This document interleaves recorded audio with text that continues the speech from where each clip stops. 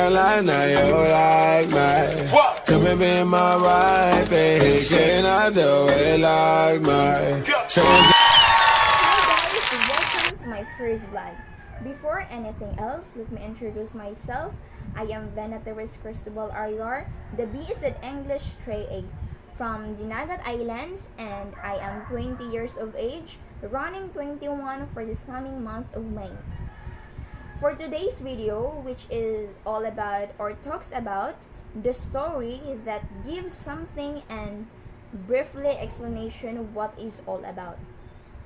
And my assigned topic, which is entitled The Story of Wall Street by Herman Milville. In the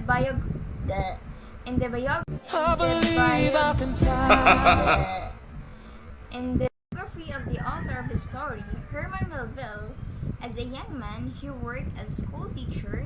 He then worked on the sea, first as a cabin boy and later a harpooner on a whaling ship. For a time, Milville made a living by writing popular novels, but he spent his last decades in obscurity working as a custom inspector. Herman Milville, he born August 1, 1819, New York City, New York, and he died September 28, 1891 at the age of 72 at New York. The story, of course, we have the characters, and the first one is Bartleby or Bartleby. It is the new Scrivener at the law office and the story antagonist. The second one, the lawyer, the protagonist and the narrator of the story, And the third one, Turkey, an old Scrivener who is the same general age as the lawyer, 60. Nepers, an ambitious Scrivener with a fiery personality. Okay, let's proceed today. A regular employer of a low capitalist over a 30-year period, the elderly and conservative narrator, who remains unnamed, reports on a singular young man who once worked as a scrivener. When we say scrivener is just nagsusulat or clerk, something like that, and in his law office, which specializes in legal paperwork, notably bonds, mortgages, and title deeds. Located in Wall Street and serving as master in Chancery, the speaker occupies a second-floor office that looks out two walls, one white and the other grimy black. Employing two copyists and an office boy, the lawyer finds his business grown to the point of needing an additional copyist. Upon hiring Bartleby, the narrator retains him on his side of a glass folding door, which separates him from the three other employees. Bartleby's nook overlooks a blank wall 3 feet from the window. Bartleby the Scrivener themes: 1. Passive resistance. 2. The disconnected workplace. The third one, isolation and the unreliability of language. And the last, charity and its limits. For the analysis, throughout the story, the limited first-person point of view of the narrator reveals more of his own values and motivation that those Bartleby whom he never fully appreciates or comprehends. Like yin and yang, the two form the necessary dichotomy of clerical worker and professional, just as Turkey and Nepers offset each other's propensities and idiosyncrasies. This motif of duality suggests that complementary nature of human beings who must accommodate both points of view in order to comprehend life fully. The setting and integral unit of the financial center of the United States is actually Milville's own childhood neighborhood and also the general location at the custom house, where he spent the last years of public service until his retirement.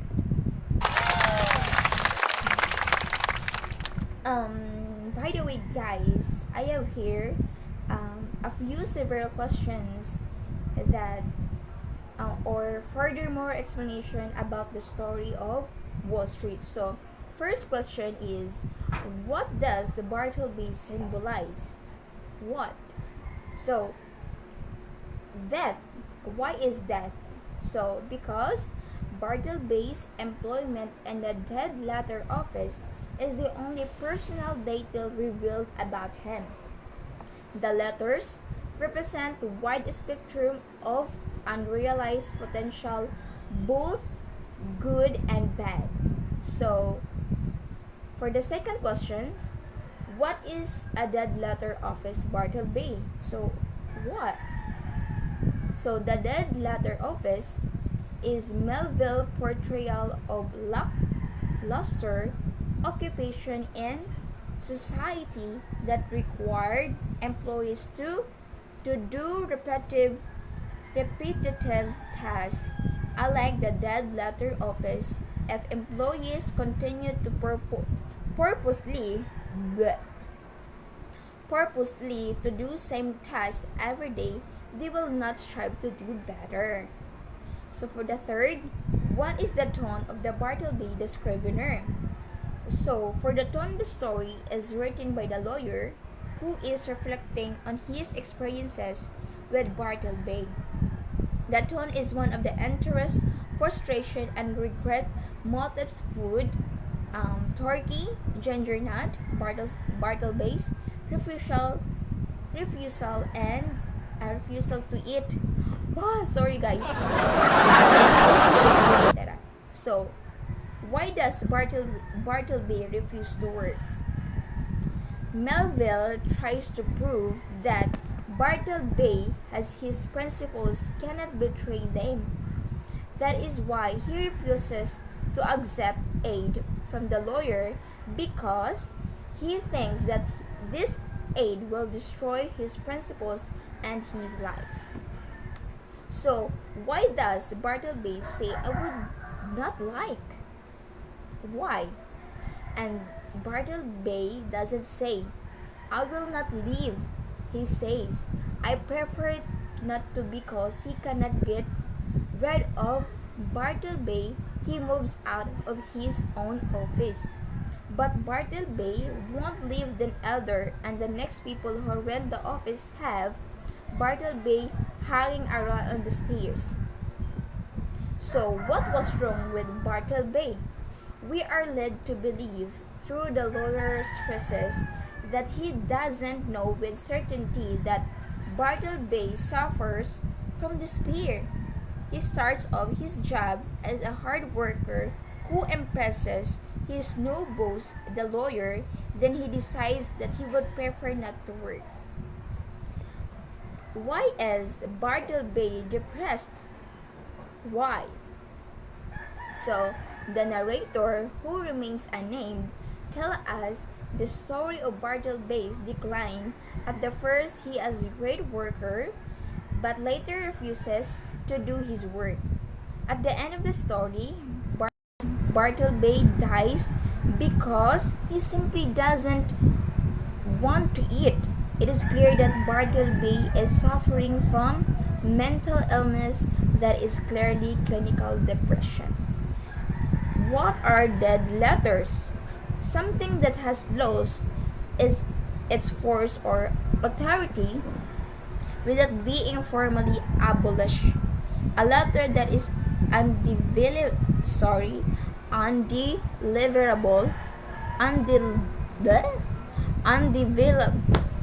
guys help me, undeliverable and unreturnable by the post office.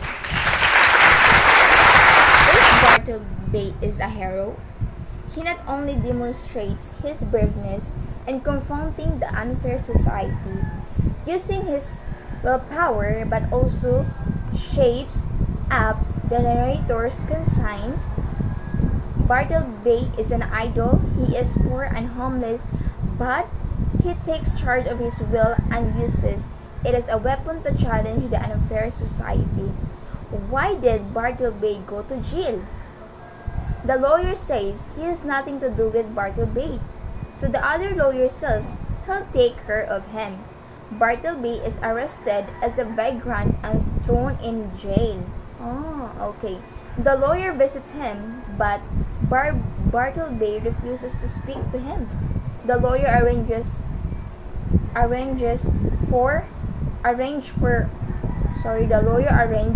for Bartleby to be fed good food in jail, but Bartleby refuses to eat.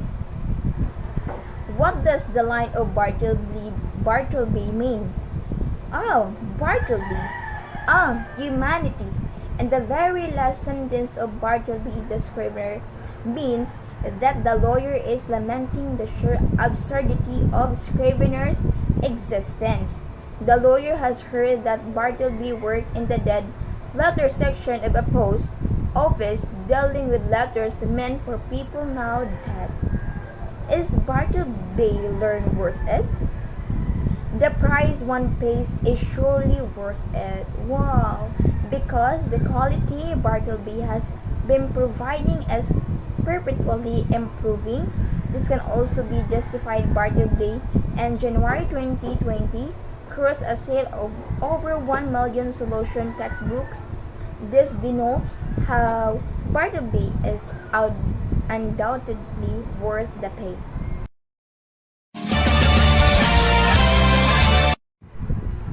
My reflection about the story.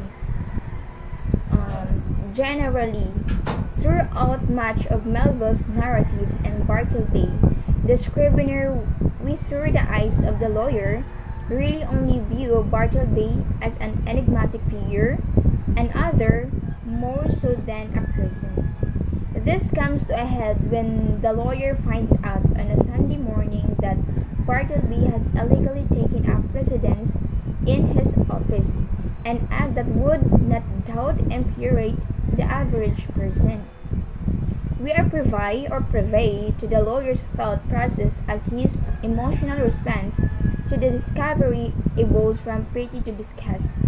A prudential feeling began to steal over me. My first emotions had been those of pure melancholy and sincerest pity, but just in proportion as the forlornness of Bartleby grew and grew to my imagination, did that same melancholy merge into fear. Like many people in the real world, Bartleby experienced downwards social mobility from middle to lower class due to mental illness, the onset of which is implied may have been brought on by the grim nature of his previous occupation at the dead letter office. That's all for my blog. Thank you and God bless. Bye.